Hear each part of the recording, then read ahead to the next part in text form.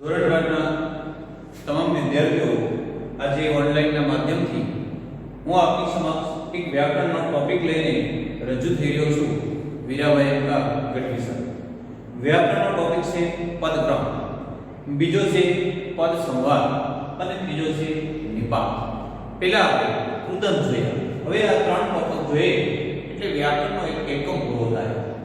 પદ એટલે શું? તો કે વિભક્તિનો પ્રત્યય લાગે શબ્દ એટલે પદ.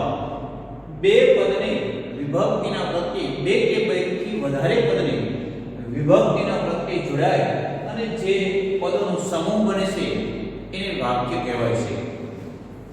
પદ એક શબ્દ તરીકે કામ કરે છે, પરંતુ જ્યારે એને વાક્યમાં જોડવાનું હોય ત્યારે વિભક્તિના પ્રત્યયથી જોડવું પડે છે. એ વધારાની વાત થઈ. મૂળ વાત આપણે જોઈએ તો પદક્રમ. પદનો યોગ્ય ક્રમ નક્કી હોવો જોઈએ. ક્રમ એટલે શું? 1 2 3 એમ નહીં. કર્તા, કર્મ, ક્રિયાપદ, વિશેષણ,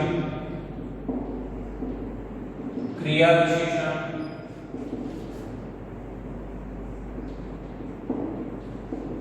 કે સર્વનામ. વાક્યની અંદર કર્તા હોય, કર્મ હોય, કર્મમાં પણ મુખ્ય કર્મ અને ગૌણ કર્મ, ક્રિયાપદ હોય, વિશેષણ હોય, ક્રિયા વિશેષણ હોય, સર્વનામ હોય, એક કરતા વધારે વિશેષણ હોય, ત્યારે આપણે વાક્યની ગોઠવણી, વાક્યનું બંધારણ કઈ રીતે નક્કી કરવું, એ જે પદ્ધતિ છે તેને પદક્રમ કહેવાય છે. ફરીવાર સાવ સરળ ભાષામાં કહો તો વાક્ય બનાવતી વખતે પેલા કર્તા મૂકવું કે કર્મ મૂકવું કે ક્રિયાપદ મૂકવું, એ જે ક્રમની ગોઠવણી કરવામાં આવે તેને પદક્રમ કહેવાય છે. ધોરણ 12 માં વ્યાકરણના ટોપિકમાં 20 માર્કનું જે વ્યાકરણ છે તેમાંથી એક માર્કનો પદક્રમ પૂછાય છે. હવે એ વાક્ય આપેલું હોય છે, એ વાક્યમાં કોઈ ચોક્કસ ક્રમ હોતા નથી. એ વાક્યને આપણે સુધારી અને યોગ્ય ક્રમમાં ગોઠવવું પડે છે, તેને પદક્રમ કહે છે. પહેલેથી આપણે જોઈએ તો વાક્યમાં ફરજિયાત પહેલા કર્તા હોય. સાવ સરળ ભાષામાં શરૂ કરીએ તો વાક્યમાં પહેલા કર્તા હોય, બીજું પદ કર્મ હોય અને ત્રીજું પદ ક્રિયાપદ હોય. ફરીવાર કહું, પહેલા પદ કર્તા તરીકે, બીજું કર્મ અને ત્રીજું ક્રિયાપદ. દાખલા તરીકે હું ઉદાહરણ લખું, હું પુસ્તક વાંચું છું. ત્રણ પદનું આ વાક્ય છે. હું પુસ્તક વાંચું છું. હું છે એ કર્તા છે, પુસ્તક છે એ કર્મ છે અને વાંચું છું એ ક્રિયાપદ છે. હવે ધારો કે આ વાક્ય આમ હોય તો કેવું લાગે? પુસ્તક હું વાંચું છું. આમ ગુજરાતી ભાષાને અનુકૂળ આ વાક્ય નથી, ગુજરાતી ભાષાના નિયમો અનુસાર આ વાક્ય નથી. અથવા એમ હોય વાંચું પુસ્તક હું, તો એ વાક્યનો અર્થ આપણને સ્પષ્ટ થશે નહીં. વાક્યનો જે ભાવ હોવો જોઈએ એ આપણા સુધી સ્પષ્ટ કરી શકશે. એટલે જ્યારે પણ વાક્ય સુધારવાનું હોય ત્યારે પહેલી વાર યાદ રાખો કે વાક્યમાં પહેલા કર્તા, બીજું કર્મ અને ત્રીજું ક્રિયાપદ. એટલે કે હું પુસ્તક વાંચું છું. હવે અનેક ઉદાહરણો આપણે પુસ્તકમાં આપણે જોઈને પાકા કરવાનો કોઈ જરૂરી નથી. તમે સમજી લો, તમને પૂછવામાં આવે કે તમે કેટલામું ભણો છો, એનો જો સ્પષ્ટ જવાબ આપવાનો આવશે તો તમે એમ કહેશો હું ધોરણ 12 માં અભ્યાસ કરું છું. તમે એમ બોલશો અભ્યાસ ધોરણ 12 હું કરું છું. જો આવું કોઈ બોલે તો આપણને કેવું અટપટું લાગે. એ જ રીતે આપણે જેમ વ્યવહારુ ભાષામાં 90% કર્તા, કર્મ અને ક્રિયાપદને અનુસરીએ છીએ, પણ ક્યારેક વ્યાકરણની અજ્ઞાનતાને કારણે કર્તા, ક્રિયાપદ કે કર્મને અનુસરતા નથી. યાદ રાખો મિત્રો, ક્રમ પદનો કઈ રીતે છે? પહેલો કર્તા, બીજું કર્મ અને ત્રીજું ક્રિયાપદ. આ એક સામાન્ય બાબત થઈ. આટલે અટકતું નથી, આટલે પૂરું થતું નથી. જો આવા સરળ ઉદાહરણો હોય તો કોઈ પણ વિદ્યાર્થી કદાચ 12મા ધોરણનો નહીં, 5મા ધોરણનો વિદ્યાર્થીને પણ સમજાવવામાં આવે તો સમજી જાય છે કે આમાં પેલું કર્તા છે, બીજું કર્મ છે અને ત્રીજું ક્રિયાપદ છે. પરંતુ ધોરણ 12 માં પોતાની વય અનુસાર કે પૂછાય છે તો આપણા મનમાં પ્રશ્ન થાય કે અટપટું તો કઈ રીતે? તો આપણે એક વાત કરી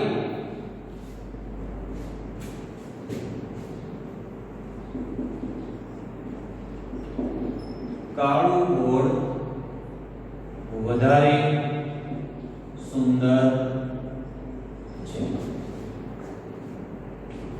કાળું બોર્ડ વધારે સુંદર છે. बोर्ड से विशेष नाम से बोर्ड से શું છે? વિશેષ્ય. કાળું છે તે વિશેષણ. તો બીજી એક વાત મિત્રો યાદ રાખીએ કે વિશેષણ વિશેષણની પહેલા હંમેશા હોય છે. વિશેષણ પહેલા હોય છે, વિશેષ્ય પછી હોય છે. વિશેષ્યનો અર્થ કોઈ અટપટો નથી, સંજ્ઞા, નામ. વિશેષ્ય એટલે નામ. જ્યારે પણ આપણે લખતા હોઈએ, નિબંધ જેવી કોઈ લેખન પ્રવૃત્તિ કરતા હોઈએ ત્યારે યાદ રાખજો કે વિશેષ્યની પહેલા વિશેષણ મૂકવામાં આવે છે. આ જે સુંદર છે એ વિશેષણ છે, પણ જો અહીંયા મૂકો તો સુંદર કાળો બોર્ડ વધારે છે તો આખો અર્થ બદલી જશે. નિપાતમાં પણ એવું જ હોય છે, એ પણ યોગ્ય પદક્રમમાં મૂકવું પડે છે. એક ઉદાહરણ લઈએ તો ભેંસનું દૂધ શુદ્ધ છે. કોઈને પૂછ્યું કે શેનું દૂધ શુદ્ધ છે તો એનો જવાબ આપ્યો કે ભેંસનું દૂધ શુદ્ધ છે. પણ જો આને તમે બદલાવી નાખો, આ વાક્યનો ક્રમ ઉલટાવી નાખો, શુદ્ધ ભેંસનું દૂધ છે, જો અહીંયા અર્થ બદલી જાય છે. દૂધની શુદ્ધતા વહી ગઈ, શુદ્ધ ભેંસનું દૂધ છે, અશુદ્ધ ભેંસ નથી. ભેંસ કેવી છે? શુદ્ધ. નિપાતમાં પણ તમે જો તો આજે તમે આવજો, જો આજે જ તમે આવજો. આમાં ક્રમ અનુસાર આપણે નિપાત ક્યાં મૂક્યું છે? જ. આજે પછી શું કરવા? તો આ વાક્યમાં જ એ વસ્તુ બતાવે છે કે તમે આજે જ આવજો, નહીં આવતીકાલે, નહીં ત્યાર પછી ક્યારે. આજે જ આવજો. પણ જો આ જનો ક્રમ ઉલટાવી અહીંથી આપણે કાઢી અને અહીંયા મૂકી તો વાંચો આજે તમે જ આવજો. આજે આવજો એ કોણ વસ્તુ થઈ ગઈ? તમે જ, અન્ય કોઈ નહીં, બીજું કોઈ નહીં. આજે તમે જ આવજો. આ જ રીતે નિપાત પણ પદક્રમમાં ધ્યાન રાખવું પડે કે જે શબ્દ ઉપર ભાર દર્શાવાયો હોય, જે શબ્દની ઉપર વિશેષતા દર્શાવવામાં આવી હોય ત્યાં જ નિપાત મૂકવો પડે, નહીંતર વાક્યમાં અર્થ બદલી જાય છે. ફરી આપણે પદક્રમનું જોઈએ તો પદક્રમ એટલે વાક્યની કર્તા, કર્મ, ક્રિયાપદની રીતમાં યોગ્ય ગોઠવણી. પરીક્ષામાં ધોરણ 12 માં વ્યાખ્યા પૂછાતી નથી. કઈ રીતે પૂછાય છે? તો કે પદક્રમની એક વાક્ય આપ્યું છે, એ વાક્યમાં યોગ્ય પદક્રમ હોતો નથી, જે આપણે ગોઠવવાનું હોય છે. કઈ રીતે? તો આપણે પુસ્તકનું ઉદાહરણ લઈ, અભ્યાસક્રમમાં આવતું ઉદાહરણ લઈ અને સમજાવીએ. એક ઉદાહરણ બોલું છું, ખાસ ધ્યાનથી જોજો. બિલાડી ખાવા માટે દિવાલ ઉપર ચડી. બિલાડી ખાવા માટે દિવાલ ઉપર ચડી. જો આ વાક્યને યોગ્ય ક્રમમાં ગોઠવવું હોય તો ખાવા માટે બિલાડી દિવાલ ઉપર ચડી. લખું છું બે વાક્ય, ધ્યાન આપજો. બિલાડી ખાવા માટે દિવાલ ઉપર ચડી.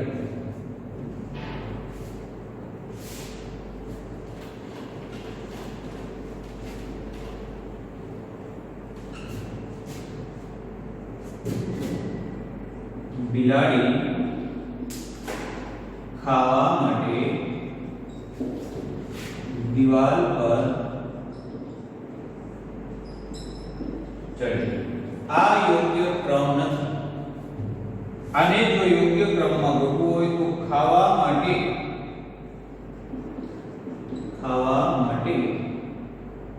બિલાડી ખાવા માટે બિલાડી દિવાલ ઉપર ચડી.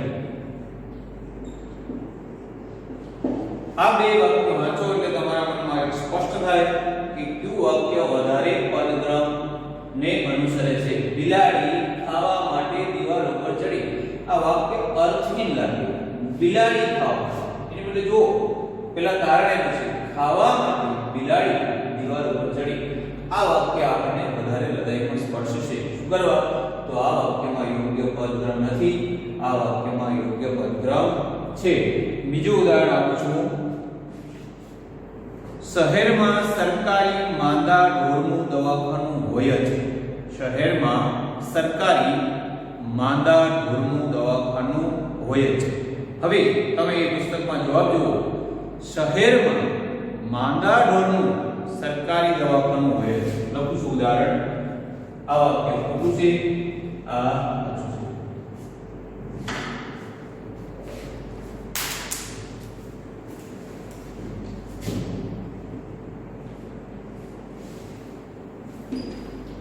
બીજું ઉદાહરણ. શહેરમાં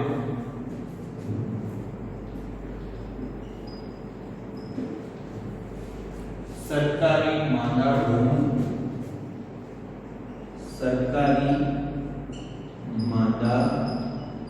ઢોરનું દવાખાનું હોય છે. આ યોગ્ય પદક્રમમાં નથી. હવે આપણે યોગ્ય પદક્રમમાં લઈએ. શહેરમાં માંદા ઢોરનું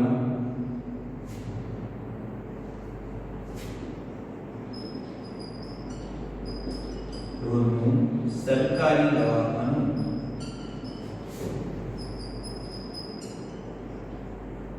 હોય છે. આ બે વાક્ય તમે સમજો. પહેલું વાક્ય જો જે પદક્રમ ઉચિત નથી. શહેરમાં સરકારી માંદા ઢોર. જો વાત કરો તો મને ખ્યાલ આવશે. શહેર બરાબર છે. માંદા ઢોર કેવા? સરકારી. સરકારી માંદા ઢોર હોય. શહેરમાં સરકારી માંદા ઢોરનું દવાખાનું હોય. આ વાક્ય ખરેખર શું કહેવા માંગે છે? શહેરમાં માંદા ઢોરનું સરકારી દવાખાનું હોય. સરકારી માંદા ઢોરનું. ફરીવાર સ્પષ્ટ કરો. શહેર બરાબર છે. સરકારી માંદા ઢોરની જગ્યાએ શું આવે?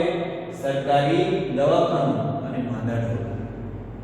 આટલા ઉપરથી હું માનું છું કે તમે પરીક્ષામાં બહુ સરળતાથી પદક્રમને વાક્યમાં જે સુધારો કરવાનો હોય છે એ યોગ્ય પદક્રમ કરી અને વાક્ય સુધારી શકશો. મિત્રો, આગળનો ટોપિક ભણીએ છીએ એ પહેલા હું તમને હોમવર્ક આપું છું કે તમારા ધોરણ 12 ના પુસ્તકમાં આવા લગભગ 5 થી 7 એના કરતા પણ વધારે છે 10 જેટલા ઉદાહરણો આપ્યા છે. એ ઉદાહરણો પહેલા જે યોગ્ય ક્રમમાં નથી એટલે કે ખોટા છે એ તમે લખો અને સાચા ઉદાહરણો પછી પુસ્તક બંધ કરી અને જાતે લખશો એટલે તમને વિશ્વાસ આવશે કે આપણે ખરેખર પદક્રમની યોગ્ય ગોઠવણી કરી શકીએ છીએ. છતાં પણ આ પદક્રમમાં તમને કાંઈ પણ પ્રશ્ન જન્મે તો તમે WhatsApp દ્વારા કે ફોન દ્વારા મને પૂછી અને યોગ્ય સલાહ લઈ શકશો. આ એક ટોપિક આપણે પૂરો કર્યો. પદક્રમ. ફરીવાર કહું કે પદક્રમ એટલે શું? તો કર્તા કર્મ અને ક્રિયાપદની યોગ્ય ગોઠવણીને પદક્રમ કહેવામાં આવે છે. પહેલું કર્તા, બીજું કર્મ અને ત્રીજું ક્રિયાપદ. બીજી રીતે જોઈએ તો જ્યાં નિપાત ભાર દર્શાવતો હોય ત્યાં જ મૂકવો જોઈએ. વિશેષણ હંમેશા વિશેષણની પહેલા હોવું જોઈએ અને ક્રિયા વિશેષણ હંમેશા ક્રિયાની પહેલા હોવું જોઈએ. ફરી ઉદાહરણ આપો.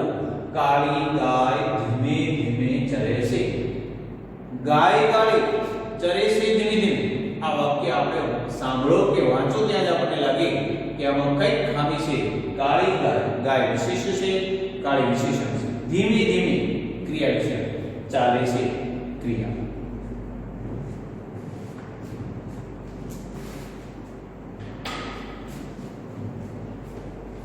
હવે આપણે બીજો ટોપિક લઈશું પદ સંવાદ.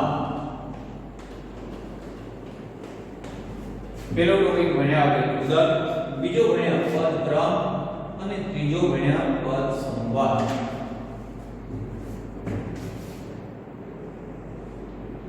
પદ સંવાદ એટલે શું? પદ સંવાદ, સમ વત્તા વાદ એટલે સંવાદ. પદ ક્રમ તો કે યોગ્ય પદની ગોઠવણી, અને પદ સંવાદ એટલે લિંગ વચન પ્રમાણે, લિંગ વચન પ્રમાણે, વિભક્તિના પ્રત્યયો પ્રમાણે, પ્રત્યય પ્રમાણે વાક્યની ગોઠવણી. પદક્રમમાં શું છે? વાક્યમાં શબ્દો આડા-અવળા છે. હવે આપણે ઉદાહરણ જોઈએ કે લિંગ વચન પ્રમાણે કે વિભક્તિના પ્રત્યય પ્રમાણે વાક્યની ગોઠવણી એટલે શું? જો આજે બગીચામાં મોર બેઠું. ફરી વાત, આજે બગીચામાં મોર બેઠું. આ વાક્ય બરાબર નથી. પદ સંવાદની દ્રષ્ટિએ આ વાક્યમાં ભૂલ દેખાય છે. ક્યાં દેખાય છે? તો બેઠું આ ક્રિયાપદ યોગ્ય નથી. શું કરવા યોગ્ય નથી? તો મોર છે એ પુલ્લિંગ છે. મોર છે એ પુલ્લિંગ છે અને અહીંયા ક્રિયાપદ નપુંસકલિંગ છે. જો મોર નપુંસકલિંગ શબ્દમાં વપરાતો હોય તો અહીંયા ક્રિયાપદ નપુંસકલિંગ આવે. મોર પુલ્લિંગ છે એટલે બેઠુંની જગ્યાએ મોર બેઠો. આ એક સામાન્ય સમજ થઈ છે. બીજી આપણે વાત કરીએ તો વચન પ્રમાણે, આ લિંગ પ્રમાણે ભૂલ કરીએ. વચન પ્રમાણે આજે ઘણા મહેમાનો આવ્યો. આજે ઘણા મહેમાનો આવ્યો. મહેમાન છે એ એક વચન શબ્દ અહીંયા નથી. અહીંયા મહેમાનો બહુવચન છે અને આવ્યો એક વચન છે. મહેમાનો બહુવચન છે. તો જ્યારે બહુવચન શબ્દ વપરાયો હોય કે ક્રિયાપદમાં હંમેશા બહુવચન શબ્દ વપરાવો જોઈએ. આજે મહેમાનો આવ્યા. આ રીતે પદ સંવાદની દ્રષ્ટિએ પરીક્ષામાં વાક્ય ખોટું આપેલું હોય છે તેને આપણે પદ સંવાદની દ્રષ્ટિએ સુધારવું પડે છે. મુખ્ય સુધારવાની રીત કઈ હોય છે? તો કે લિંગ વચન પ્રમાણે હોય છે. વિભક્તિના પ્રત્યય પ્રમાણે પણ વાક્ય ખોટું હોય છે. આપણે એક ઉદાહરણ જોઈએ. તેઓ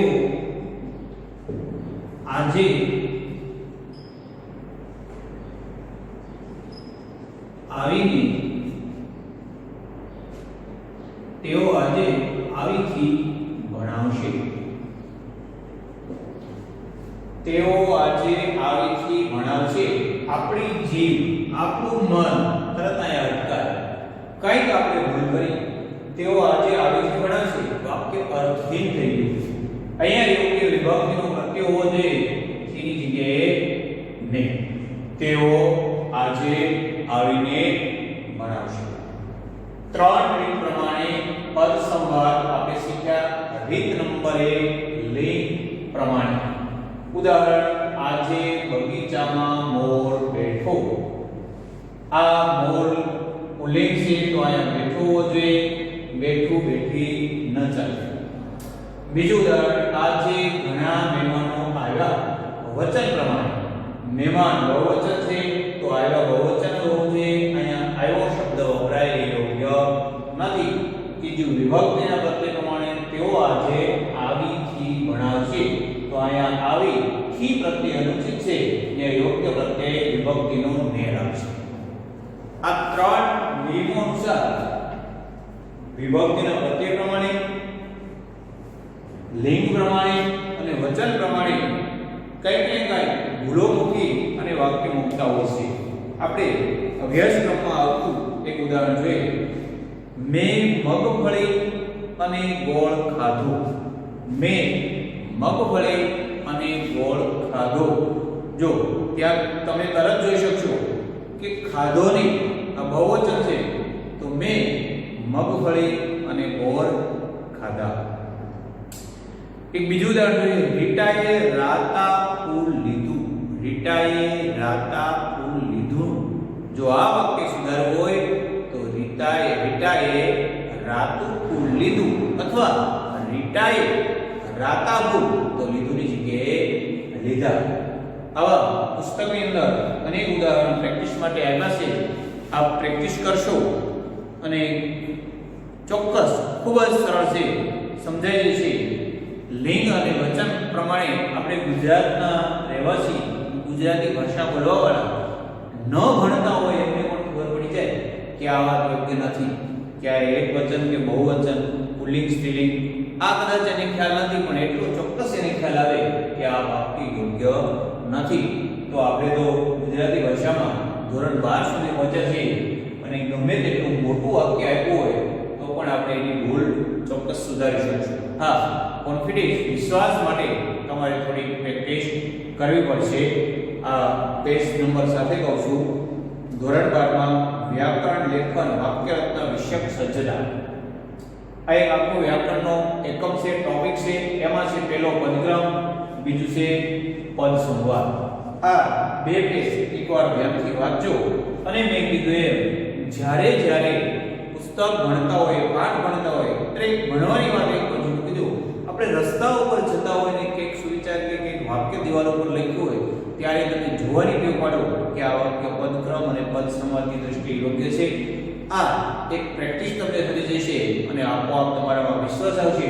આ 2 માર્કનું વાક્ય વ્યાકરણ પરીક્ષામાં વ્યાકરણના માર્ક લેવા એ જરૂરી છે તે, પણ હું એમ માનું છું કે એના કરતાં જરૂરી એ છે કે આપણે મોટા પ્રશ્ન લખતા હોઈએ, પત્ર લખતા હોઈએ, કોઈ પણ લેખન કાર્ય કરતા હોઈએ ત્યારે પદક્રમ અને પદ સંવાદની ભૂલ વગર એ વાક્ય હોવું જોઈએ. આ ધ્યાનમાં રાખી અને વિદ્યાર્થીઓને વ્યાકરણ શીખવાડવામાં આવે છે, નહીં કે માત્ર વ્યાકરણના માર્ક્સ મેળવવા માટે. બરાબર છે? પેલું આપણે જોયું પદક્રમ, બીજું જોયું પદ સંવાદ. હવે આપણે એક વ્યાકરણનો ટોપિક બાકી છે, નિપાત.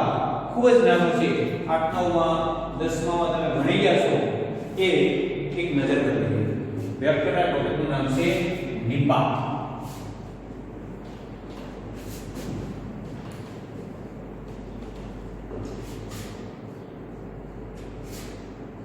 નિપાત એટલે શું? વાક્યમાં ભાર દર્શાવતા શબ્દને નિપાત કહે છે. ખૂબ સરળ છે. આખા વ્યાકરણમાં સૌથી સહેલો ટોપિક હોય ધોરણ 12 માં તો નિપાત છે. ભાર દર્શાવતા શબ્દને નિપાત કહે છે. આપણે ધોરણ 12 માં 2-3 રીતે પરીક્ષામાં એ ફેરવીને પૂછે છે. એક જોઈએ તો નિપાત શોધવાનું હશે કે આ નિપાત ક્યાં છે. પણ હું તમને સાવ સરળ ભાષામાં સમજાવું તો વાક્યની અંદર જે શબ્દને બહાર કાઢી લ્યો અને વાક્યનો અર્થ ખંડિત ન થાય, વાક્યના અર્થમાં પરિવર્તન ન આવે, એ શબ્દ નિપાત જ હોય. બધા ખૂબ જ મહેનતુ છે.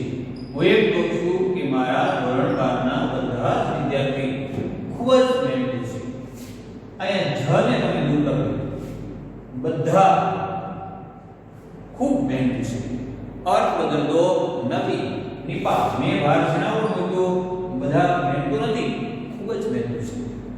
જ, ય, એ, પણ, ને, ફક્ત, માત્ર, કેવળ,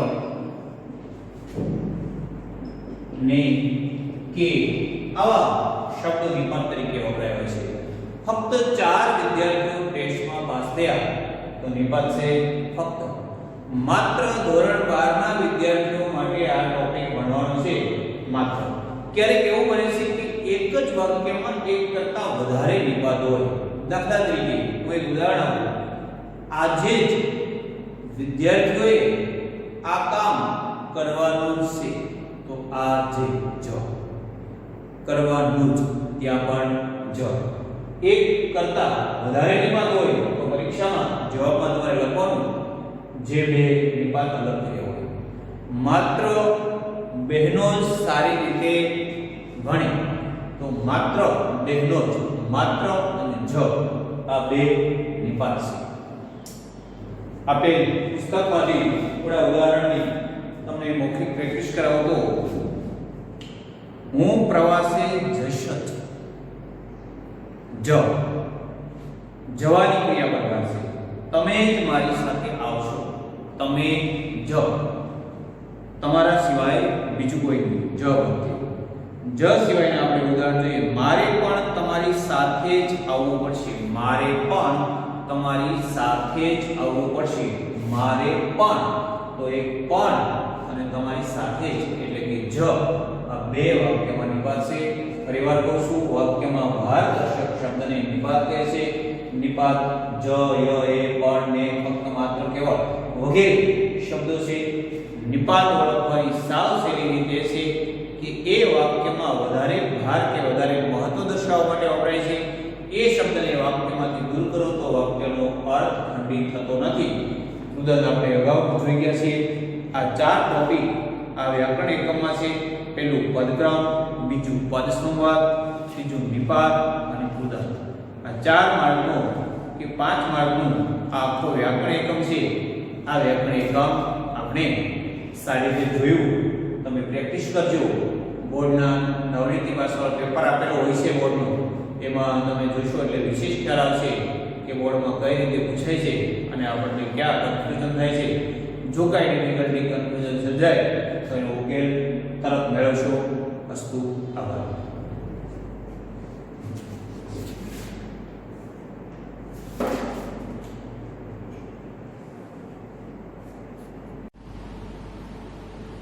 ધોરણ 12 ના વિદ્યાર્થી મિત્રો, આજે આપણે એક વ્યાકરણનો ટોપિક ભણી રહ્યા છીએ.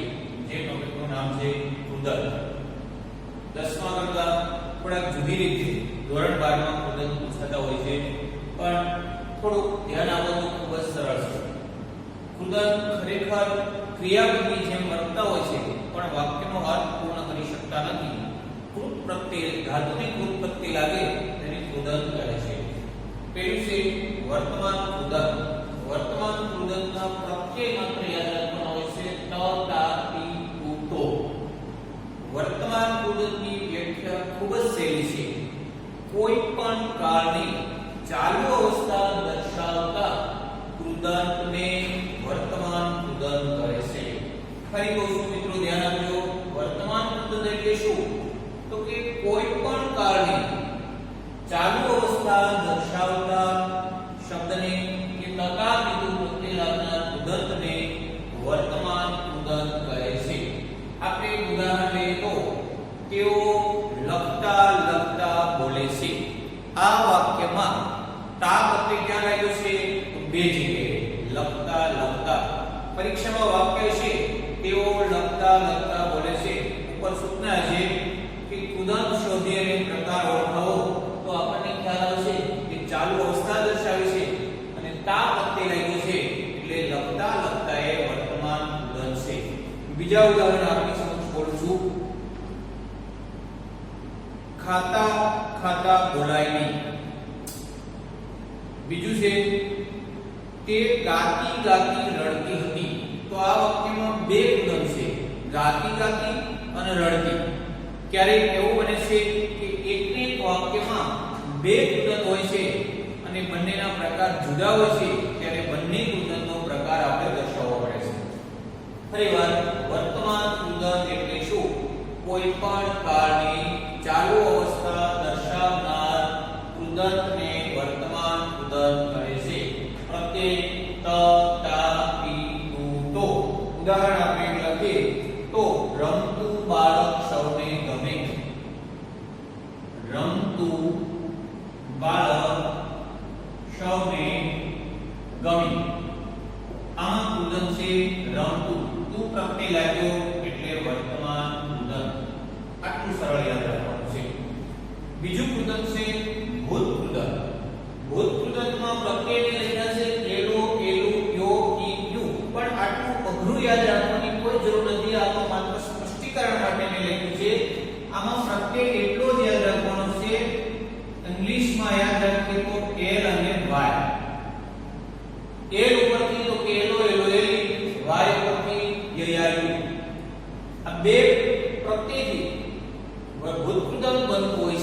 દાખલા તરીકે આપણે ઉદાહરણ જોઈએ તો રાંધ્યા ધાન રજળી પડ્યા, એમાં પેલો શબ્દ છે રાંધ્યા. રાંધ્યા ધાન રજળી પડ્યા, કયો વાક્ય છે? ય. રાંધ્યા ભૂતપૂર્વ. લ નો પ્રત્યય લે તો ઉદાહરણ કરું છું. વેચેલી વસ્તુ કોણ પાછી લે? વેચેલી વસ્તુ કોણ પાછી લે? વેચેલી એ લખતે આવ્યું છે. મેં વાંચેલું મને યાદ છે, કયો શબ્દ છે? વાંચેલું. બીજું આપણે ઉદાહરણ જોઈએ તો વેચેલા પુસ્તકોના પૈસા મળ્યા નથી. વેચેલા, આ તો લિંગ પ્રમાણે એલો એલો એલી, બાકી ખરેખર લ અને ય બે પ્રત્યય જો યાદ રહે તો પણ ભૂતકૃદંત આપણે સરળતાથી ઓળખાવી શકીએ. બે કૃદંતના પરિવાર ઉદાહરણ જોઈએ તો ખ્યાલ આવે. રમતું બાળક સૌને ગમે અને રાંધ્યા ધાન રજળી પડ્યા. તો રમતું ચાલુ ક્રિયા છે, તો પ્રત્યય લઈ લો એટલે વર્તમાન કૃદંત. ભૂત કૃદંત પૂર્ણ અવસ્થા દર્શાવે, નજીકની ક્રિયા દર્શાવે. ય પ્રત્યય અથવા વાય પ્રત્યય ભૂત કૃદંત. ત્રીજું છે ભવિષ્ય કૃદંત. ભવિષ્ય કૃદંત એટલે અપેક્ષિત અવસ્થા દર્શાવે. કંઈક બનવાનું છે, ભવિષ્યમાં કંઈક થવાનું છે, થનાર છે, એ જ ક્રિયા વાક્યમાં વ્યક્ત થયું હોય ત્યારે ભવિષ્ય કૃદંત બને. એના પ્રત્યે બે યાદગાર પણ છે. વાનો વાની વાનો લિંગ પ્રમાણે છે અને નારો નારી નારો. દાખલા તરીકે આપણે એક ઉદાહરણ લઈએ તો વાંચનારા પાસ થઈ જવાના. વાંચનારા પાસ થઈ જવાના. વાંચનારા પાસ થઈ જવાના.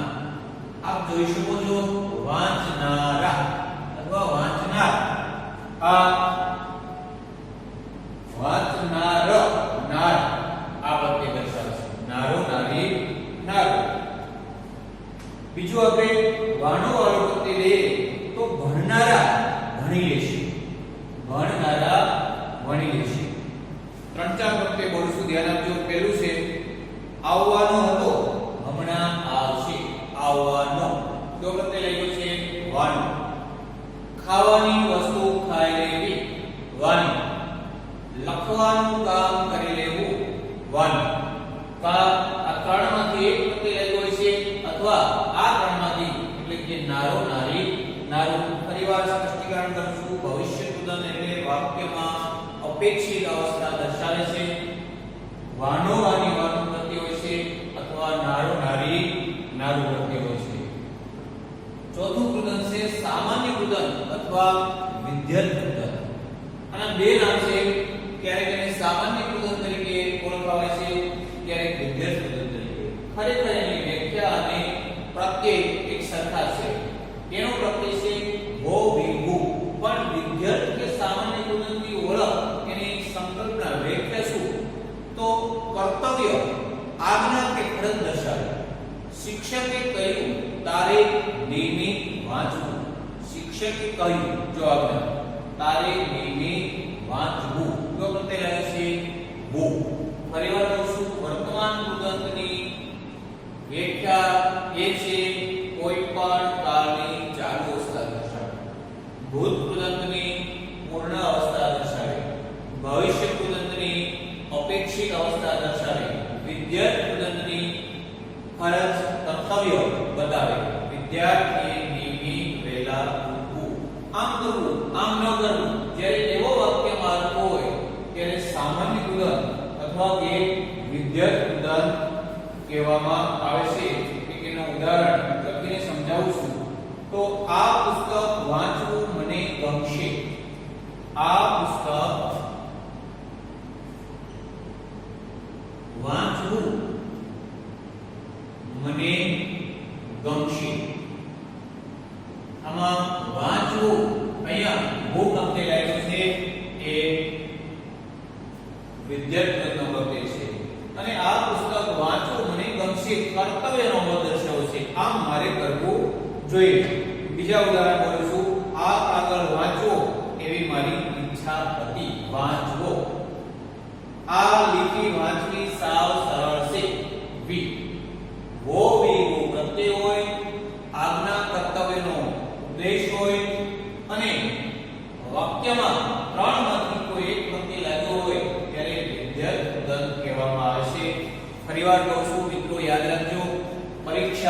બોર્ડમાં વાક્ય આપેલું છે, તમારે કૃદંત શોધી અને પ્રકાર દર્શાવવાનો છે.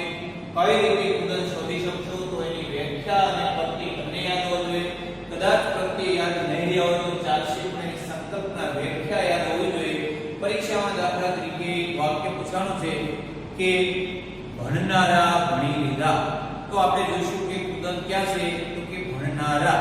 હવે આપણે જોઈશું કે આમાં શું થયું તો કે અપેક્ષિત અવસ્થા દર્શાવી છે એટલે ભવિષ્ય કૃદંત છે.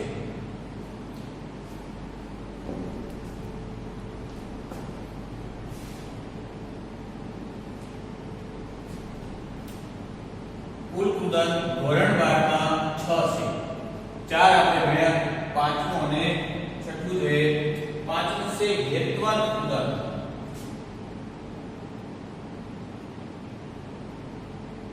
હેત્વર્ત કૃદંત ખૂબ સરળ છે. નામ એવું જ એની વ્યાખ્યા છે. હેતુ દર્શાવે, જે ક્રિયા થઈ છે એ ક્રિયા પાછળનું કારણ દર્શાવવામાં આવે તેને હેતુ કહેવાય. જ્યારે વાક્યમાં કોઈ હેતુ દર્શાવ્યો હોય ત્યારે હેત્વર્ત કૃદંત બને. એનો પ્રત્યય છે વા અથવા વાની. યાદ રાખજો, વિદ્યાર્થી કૃદંતમાં ગોવિંદી હતું, આમાં વા અથવા વાને છે. સૂક્ષ્મ ભેદ છે. દાખલા તરીકે તમે શા માટે આવ્યા તો કે વિદ્યાર્થીઓ ભણવા આવ્યા. અમે વાંચવા બેઠા. શું કરવા બેઠા? વાંચવા. આ વા હેતુ દર્શાવે છે. અને છેલ્લું કૃદંત સંબંધક ભૂત કૃદંત. આમાંથી સંબંધક ભૂત કૃદંત આપણે 10મા માં પણ ભણી ગયા છીએ. સંબંધક ભૂત કૃદંત જેનો પ્રત્યય છે ઈ અથવા ઈને. આ કૃદંત ખૂબ જ સરળ છે. આની વ્યાખ્યા એવી છે કે ક્રિયાની પૂર્વવર્તી ક્રિયા દર્શાવે. જે ક્રિયા થઈ છે એ પહેલાની ક્રિયાની ઈ અથવા ઈને આવે. દાખલા તરીકે વિદ્યાર્થીને શિક્ષક પૂછે કે ભાઈ તું કેમ મોડો આવ્યો, તો વિદ્યાર્થી કારણ આપશે કે હું ચાલીને આવ્યો. આવ્યો એ ક્રિયા છે અને ચાલીને એ પૂર્વવર્તી ક્રિયા છે.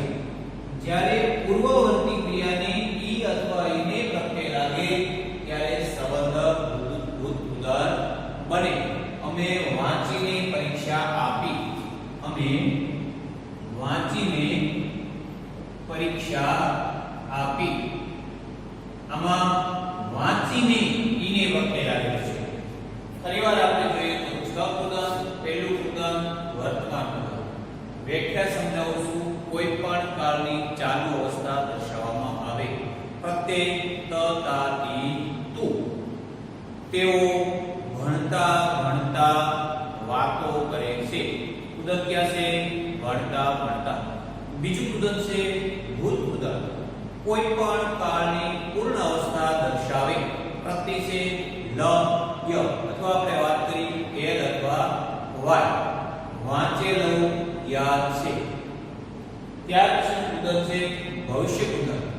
વાનો અથવા ના. વાનો વાની તો પછી લિંગ પ્રમાણે યાદ રહેશે. ખાલી યાદ એટલું જ રાખવાનું છે, વાનો અથવા ના. ભણનારા ભણી લીધા. ત્યાર પછી કૃદંત છે હેત્વર્ત કૃદંત. કોઈ પણ કાળનો હેતુ દર્શાવે. શા માટે વિદ્યાર્થી આવ્યા? અમે વાંચવા. પ્રત્યય છે વા અથવા વાની. સંબંધક ભૂત કૃદંત. મૂળ ક્રિયાની પહેલાની ક્રિયા એટલે કે પૂર્વવર્તી ક્રિયાને ઈ અથવા ઈને પ્રત્યય લાગે.